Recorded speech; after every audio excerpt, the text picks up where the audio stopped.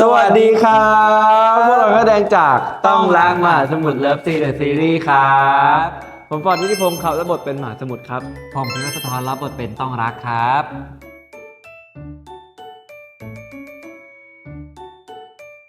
แนะนำได้เลย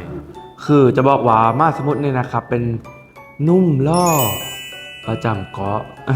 ก็จะเป็นนุ่มหล่อประจำเกาะครับเป็นคนที่จะเป็นคนที่เฟรนลี่ช่วยเหลือทุกคนในเกาะ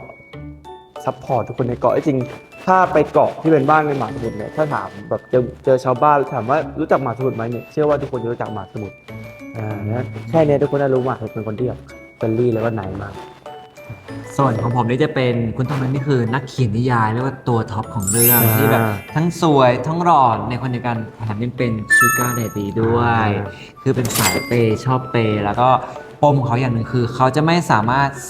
เขียนเลิฟซีนได้ถ้าเกิดว่าไม่ได้รับไออุ่นจากใครบางคน เรื่องราวก็คือเริ่มจากคอนเนอร์เนี่ยเป็นเพื่อนรักและเพื่อนสนิทของคุณต้องรักแบบว่าปกติถ้าเกิดคุณต้องรักแบบว่าหาคนที่ให้ไออุ่นไม่ได้ก็จะไปหาคอนเนอร์แต่ว่าบังเอิญคอนเนอร์เนี่ยไปฮันนีมูนกับแฟนทำให้ส่งคุณต้องรักเนี่ยให้มาพักผ่อนที่เกาะทางใต้แล้วก็นัดแต่ให้แบบได้มาเจอกับมหาสมุทรที่เป็นไกด์นักดำน้ำครับผม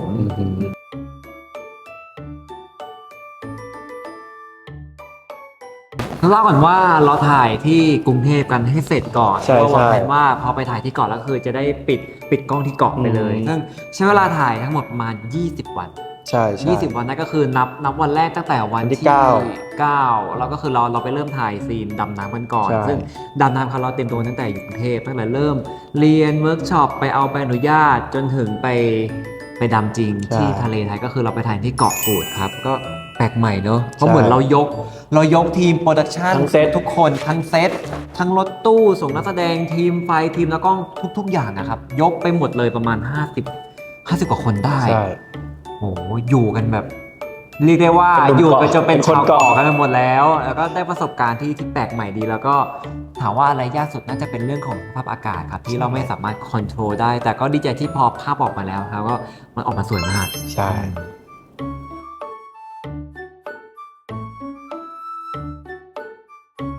ที่จริงเราแบ่งเป็น2คิวครับคิวแรกจะเป็นคิวที่บินแค่โดรนก็จะไม่ได้แบบเก็บแคบอะไรก็จะแบ่งคิวนั้นเฉพาะเลยเพื่อถ่ายโดรนเฉพาะแบบภาพกว้างๆไกลๆเพราะโดรนมาได้คิวเดียวเพราะค่าใช้จ่ายไงทุกคนเพราะว่าโดรนก็เลยเก็บแค่วันที่โดรนก็จะเก็บแค่วันเดียวเพราะฉะนั้นนะวันนั้นก็จะเป็นวันโดรนไปแล้วก็อีกวันหนึ่งเป็นวันที่ลงเรือทั้งวัน เป็นลงเรือลำนี้มันจะเห็นเรือประมง1 ลำเรือมาริบู1 ลำก็วันช่วงเช้าลงเรือช่วงบ่ายลงเรือลำนี้ ก็จะอยู่กันทั้งวันก็เมากันไปทั้งวันเลยกับเรือแล้วก็มีเรือยอชต์อีกลำหนึ่ง อ่า เรือเรา เรือยอชต์ ยังมี3 ลำ ใช่ครับ ที่ใช้ถ่ายก็ คืออยู่จนไม่เมาเรือจนแบบชินละ และสิ่งที่ทุกคนเห็นว่าเอ๊ะทำไมมีแค่มหาสมุทรกับคุณต้องรัก ใช่ ซึ่งจริงๆแล้วพอตอนถ่ายเสร็จครับพี่ๆทีมงานทุกคนเนี่ยอย่างน้อย4 คนจะต้องหลบอยู่ในห้องน้ำบ้าง นอนแอบอยู่ใต้ที่นั่งบ้างเพื่อไม่ให้มันติดกล้องครับ ใช่ลำบากสุด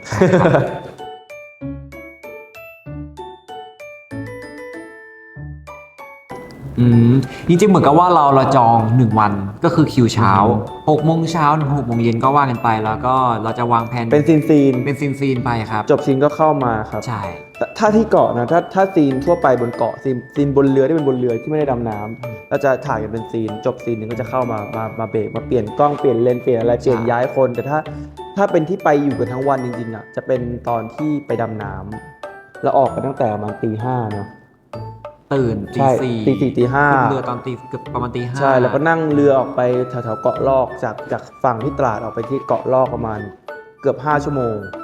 แล้วก็ถ่ายกันทั้งวันตึ๊ดๆเย็นๆค่ำๆก็ค่อยกลับอะไรอย่างเงี้ย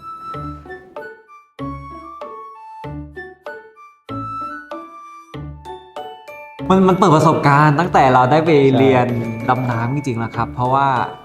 เหมือนคุณครูถามไปก่อนแล้วแบบอยากให้ลองได้ไปถ่ายใต้น้ำจริงๆแบบก็เลยลองฝึกเรียนกันก่อนแล้วสกิลของเรา2 คนนั้นแบบโชคดีที่มันได้ ใช่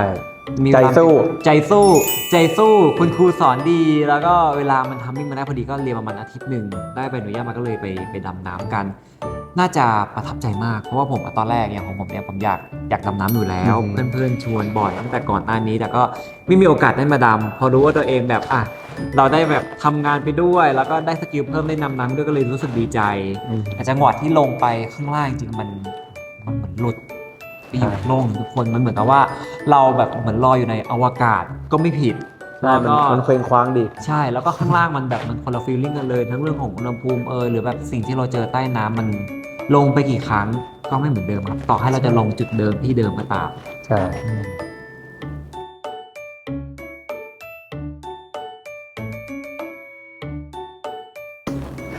ที่จริงเกาะกูดเนี่ยเป็นอีกหนึ่งเกาะที่ความเจริญยังไม่ค่อยเข้าถึงเท่าไหร่จริงๆถ้าทุกคนไปเกาะอื่นๆยังมีความเจริญอะไรแต่เกาะกูดเป็นเกาะที่ยังมีความซูเปอร์มาร์เก็ตยังไม่มี หรือว่าของเนี่ยก็ยังไม่ค่อยมีอะไรเงี้ยเป็นเกาะที่ค่อนข้างจะต้องสโลว์ไลฟ์นิดนึงชีวิตก็จะแบบสโลว์ไลฟ์ตามรถโดยสารอย่างเงี้ยก็จะมีแค่มอไซค์จริงๆเหมือนในซีรีส์ที่บอกเลยว่าเกาะเนี้ยถ้าไม่นั่งสองแถวก็ได้แค่เช่ามอไซค์ขับกัน ใช่ คือสิ่งอำนวยความสะดวกพื้นฐานมีครบหมดทุกอย่างครับไม่ว่าจะเป็นร้าน ใช่ ขายยาที่พักร้านอาหารอะไรต่างๆ แต่ว่าอาจจะแบบไม่ได้สะดวกสบายเท่ากับ ในเมือง เมือง ใช่ ผมว่าถ้าเกิดใครที่แบบอยากไปเที่ยวกับธรรมชาติจริงๆ ได้ไปพักผ่อนได้ไปเก็บ Feeling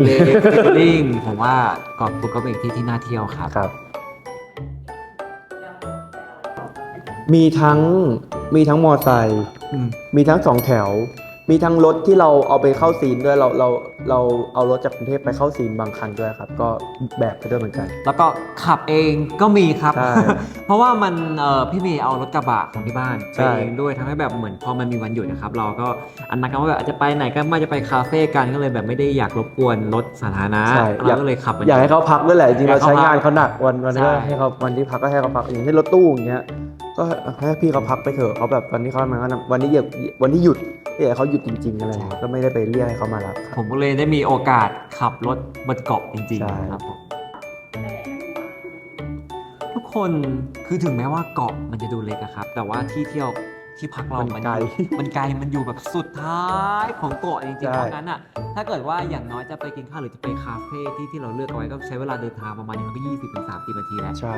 มันเป็นทางเส้นเดียว แต่ถ้าไปก็ไปคาเฟ่ไปน้ำตกอย่างเงี้ยครับในเกาะก็มีที่ให้เที่ยวอยู่นิดหน่อย อันเนี้ยเซอร์ไพรส์มากว่าตอนแรกอะผมก็นึกว่าแบบพอมันเราไปเกาะกูดแล้วแบบเราจะได้เที่ยวแค่ฟีลลิ่งเหมือนแบบไปเที่ยวทะเลไปดำน้ำแต่กลายเป็นว่าที่เกาะกูดทุกคนมีน้ำตกด้วย ใช่ เพราะงั้นอะถ้าเกิดใครที่แบบอยากเที่ยวทะเลน้ำตกป่าในที่เดียวกันอะที่เกาะกูดคือเที่ยวได้เลย จริงๆเกาะกูดใหญ่มากเหมือนเกาะกูดจะใหญ่เป็นอันดับ 3 เลยมั้งอันดับ 3ของประเทศไทยเลยครับ ใช่ครับ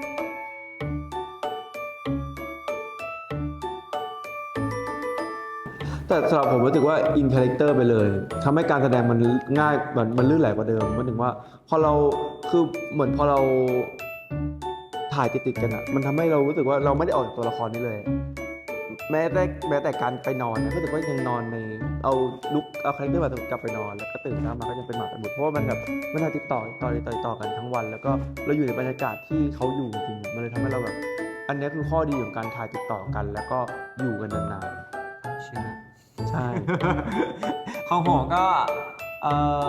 เหมือนที่ฟอร์ดบอกว่าแบบมันถ่ายกันทั้งวันติดกันมากที่สุดคือ 8 วัน ใช่ ทำให้แบบมันเป็นความโชคดีอย่างหนึ่งทำให้เราอะสามารถจูนอินคาแรคเตอร์ได้โดยที่แบบมันไม่ได้ทิ้งช่วงเวลานานมาก ใช่ เพราะงั้นนะซีนช่วงวันที่ 3 วันที่ 4 ที่ถ่ายติดๆกันนั้นมันเลยแบบมันสามารถจูนอินได้ง่ายแล้วก็ไปสมูทมาก เวลาที่ได้พักผ่อนจริงๆก็คือหลังจากที่เลิกกองช่วงประมาณ4 ทุ่มครึ่งเลิกกองกลับเข้าที่พักแต่ส่วนใหญ่ก็แบบอาบน้ ใช่ ำนอนตื่นมาอีกวันก็รันดู ตีห้าครึ่งก็ตื่นแล้ว ใช่ เพราะงั้นแบบไม่ค่อยได้ต่างจากเดิมนะการใช้ชีวิต ใช่ ก็เหมือนแบบก็ยังพี่ๆเขายังมีสเปซให้เราได้พักผ่อนแบบเป็นพื้นที่ส่วนตัวอยู่อะครับ ใช่ อืม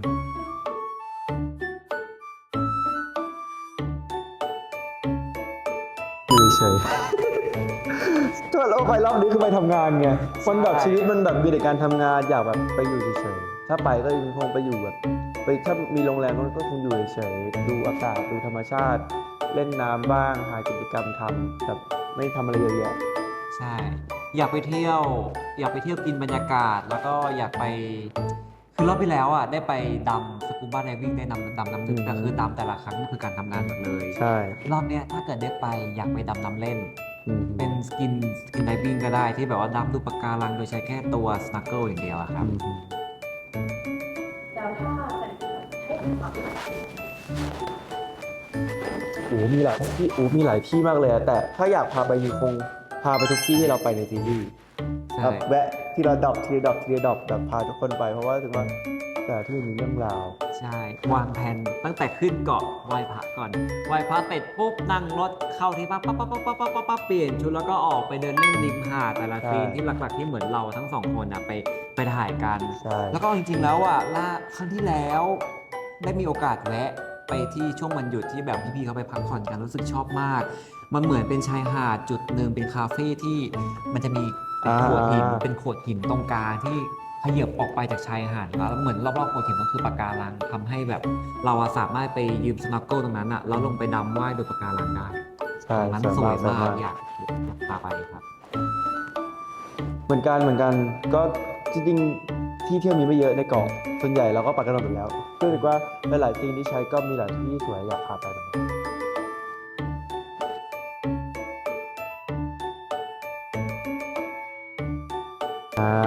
ครับก็ใครนะครับอยากแล่ต้องหลักมหาสมุทรนะครับอย่าลืมนะครับแล่ได้นะครับ เดี๋ยวพูดเยอะๆแล้วจะเริ่มทองแดงหล่นแล้วก็ใครนะครับก็อยากดูก็อยากชวนมาดูจริงๆซีรีส์เรื่องนี้ ก็เป็นซีรีส์คอมเมดี้เบาๆแล้วกันคอมเมดี้แล้วก็มีดราม่านิดหน่อย แต่ก็เป็นคอมเมดี้เป็นหลักอยู่ก็ดูใครเครียดทุกคนก็หนึ่งเรื่องนะครับแล้วก็ทะเลไทยอยากบอกว่าสวยมากนะใครอยากดูกินบรรยากาศดูภาพสวยๆเนี่ยผมว่าซีรีส์นี้เป็นหนึ่งเรื่องที่ไม่ควรพลาดก็ฝากด้วยนะครับทุกวันอาทิตย์นะครับทุกคนเวลา4 ทุ่มครึ่งทางช่องG125ครับ และสามารถรับชมเวอร์ชันออนไลน์นะครับได้ที่แอป iQIYI และเว็บไซต์ iq.com เป็นเวอร์ชันอันคัดด้วยนะครับทุกคน ครับผมแล้วผมขอฝากเพลงด้วยทุกคนเพราะว่าเราจะปล่อยเพลงประกอบซีรีส์มาหมดแล้วนะครับก็ทุกคนนะครับสามารถฟังเพลงได้ทุกซีนเลยนะครับ ใช่ครับรวมถึงคอนเทนต์ต่างๆนะครับของมีเมวายและพวกเรานะครับสามารถติดตามได้ที่มีเมวายออฟฟิเชียลทุกแพลตฟอร์มเลยนะครับและสุดท้ายคุณต้องรักอยากบอกว่าถ้าอยากมาดูชีวิตของฉันน่ะก็อย่าลืมมาดูซีรีส์นะ นั่นแหละครับ ขอบคุณครับ ขอบคุณครับ